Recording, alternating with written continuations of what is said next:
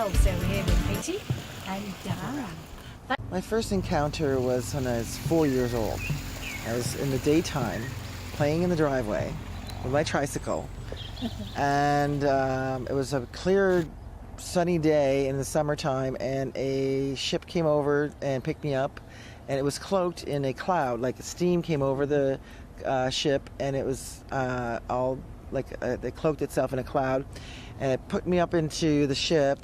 And I remember seeing the steam, and I remember coming up this invisible tube and saw 3 bars of light, red, yellow, and blue.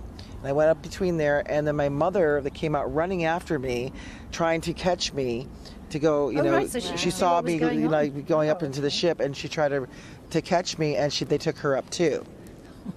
Wow. And so then they rolled me onto this table, and I remember seeing different rooms of colored different rooms, but it was more like frequency light instead of lit up. It's hard to explain because we don't have that here. And that was all I remember from then on. But then after that, we were being contacted, like me and my mother both knew when they would kind of appear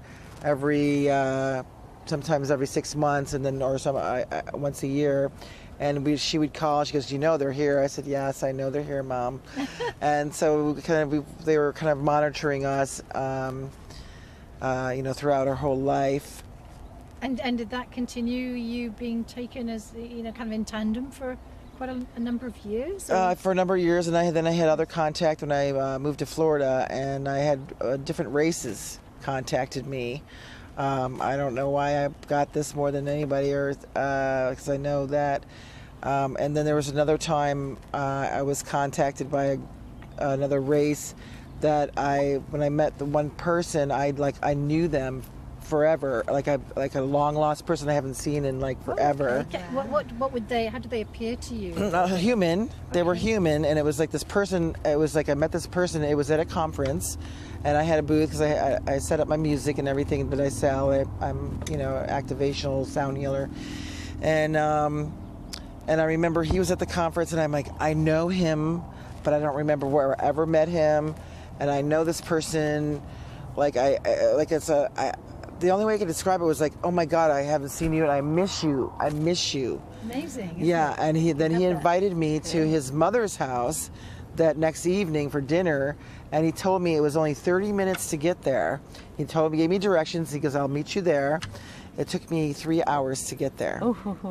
They put me in a hologram. I was driving, and they were putting me in this hologram, making me think I was driving to his house, and I was going around a curve, same tree, same curve, same tree. Yeah, I've heard that before. Have you? Yeah. Then the street lights were balls of light and with no poles. And I'm driving, and I'm going, okay, I just got to get there. I'm late. And I'm like, okay, these street lights have no poles, but I'm not going to pay attention to that because I'm thinking I'm late and my cell phone doesn't work, and then I'm looking to try to find directions. There's no houses. I'm out in the middle of the country. There's no place to even turn off, no roads to ask directions, or no one to ask directions. And then then I found this. It said bar, and it had open sign, and it was a big parking lot, and there was no cars in it, and there was a payphone outside. So I said, let me try the payphone. So I went over, tried the payphone. Payphone didn't work, and I'm like, oh. So I said, let me see if anybody's inside. I walk inside, and the whole place was packed. Now, there's no houses, no cars anywhere. I totally felt like I was in Twilight Zone. There's no cars in the parking lot, and the place is packed. And I'm like, okay. And I just said, well, I'm looking for the bridge I told him the street and the bridge. And I go, is it all that? Is it this way? I pointed to the way where it came. And everyone turned around at the same time, and they all went at the same time. And I went, okay. And then these 2 guys were talking, and they were talking quantum physics. The molecular structure is, and I'm like, okay, this is getting stranger by the minute, right? So then that's what I remembered, and then I had a regression with Dolores Cannon, and I was actually in a spaceship, and they were just doing like a healing. I feel they were doing a healing on me, and they were all like just observing me, and that was like the missing time that I was I received. And So did you actually get to dinner? yes, I did. I got there, and I asked what time it was. I left at 9 o'clock at that evening, and he said it was a little after 12 when I got there. Yeah, Wow. and I said, I'm sorry, I'm late. And he said, that's okay. You've been through a lot. Have a seat. And he was involved because he was part of this team. Okay, so it was a setup. It was a setup. My God. And I knew I remembered him. He said, well, found out it took many, many years to put all the pieces of the puzzle together. It's always the way, isn't it? It It always is. has to take years. Yes, it takes years. And but when I was there at his house, there was a couple there, and the couple, the lady asked me, we're talking, and she said, we would love for you to live on our island. Ooh. Oh. And I said, what do you do on your island? She said, we work. And I said, well, how many people on your island? She said, 5,000. And we are inviting you to live there. And I knew, I was kind of thinking I kind of know this is the ship they're talking about. They're calling it their island. And I said, Jim, that was his name.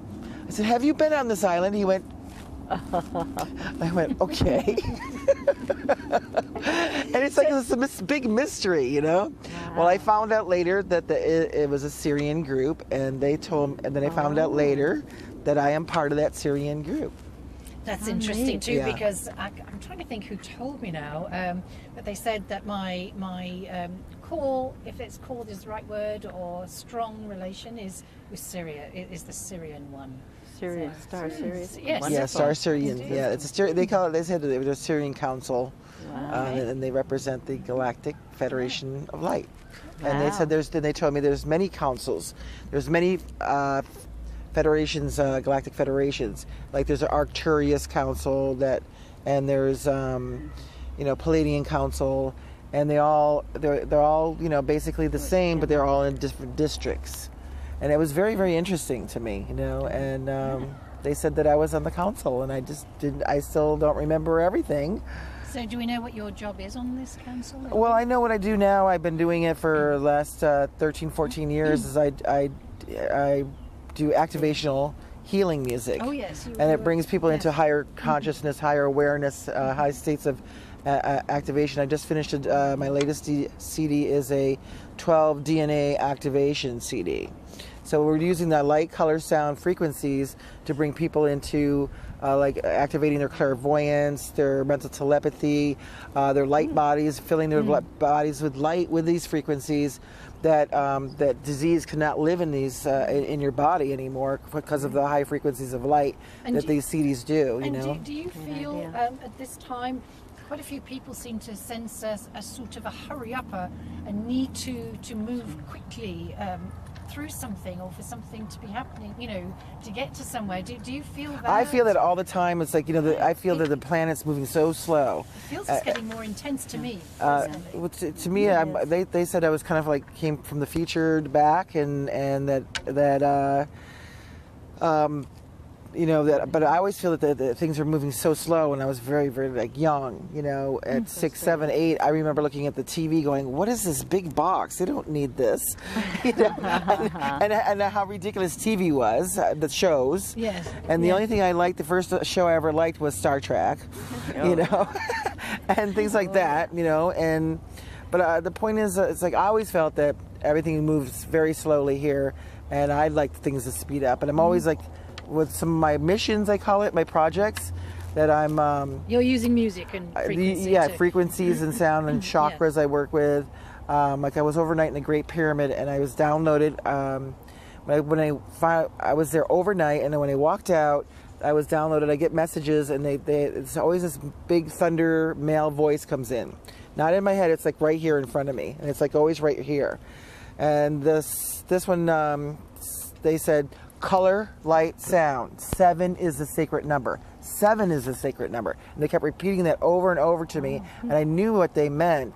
They were talking about the 7 chakras, which are colors, and each one has, and they were telling me each one has an activational sound. Now this is in 1997, before sound healing was even really, really known. It was sound healing has only been popular maybe maybe 3 or 4 or 5 years from now. And this is 1997, so And do you feel that was from your I don't know whether we call them ET contacts or anyway those other others other contacts? beings. Other beings?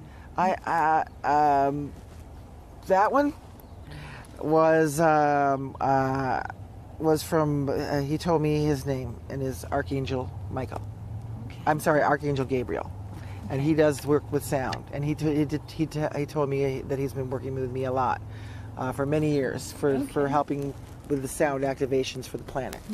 Archangel Gabriel. I'm sorry, not Archangel Michael, but.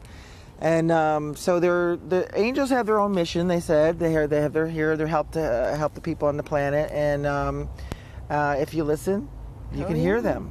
And if you're willing to work and do the service, which I am, and that they come and help.